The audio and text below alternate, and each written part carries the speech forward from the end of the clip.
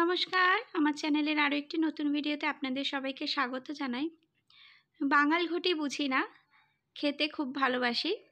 তো সেই জন্য আজকে আপনাদের কচুরলতি চিংড়ি মাছ দিয়ে রান্না করে দেখাবো।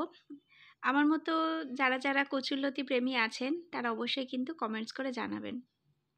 প্রথমে আমি কচুরলতি কিনে এনে সেগুলোকে ছাড়িয়ে ভালো করে আমি একটু গরম জলে সিদ্ধ করে নেব, সামান্য একটু নুন দিয়ে।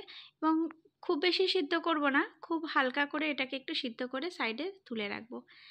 চিংড়ি মাছ আপনারা আপনাদের পছন্দ মতন দেবেন, কোয়ান্টিটি বেশি হলে অবশ্যই খেতে ভালো লাগে। আমার বাড়িতে যেটুকু ছিল আমি সেটুকু দিয়েই করে দেখাচ্ছি। তো চিংড়ি মাছ ভেজে তুলে নিয়েছি, সেই তেলেই কিন্তু আমি রসুন দিয়ে দিলাম। আমি কিছুটা রসুন, প্রায় 4-5 কোয়া রসুন আমি থেতো করে রেখেছিলাম।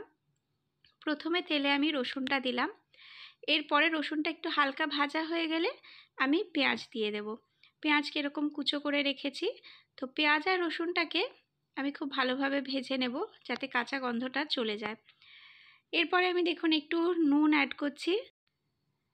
লবণ কিন্তু অবশ্যই আপনারা আপনাদের স্বাদ মতন দেবেন।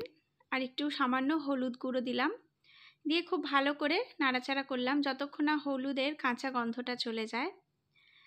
খুব ভালো করে এটা আমি নাড়াচাড়া করে নিয়েছি।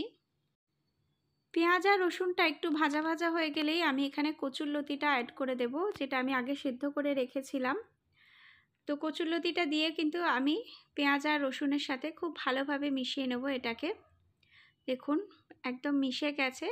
তো এরপরে আমি লঙ্কার গুঁড়ো কিছুটা পরিমাণ মতন জলে গুলে রেখেছিলাম।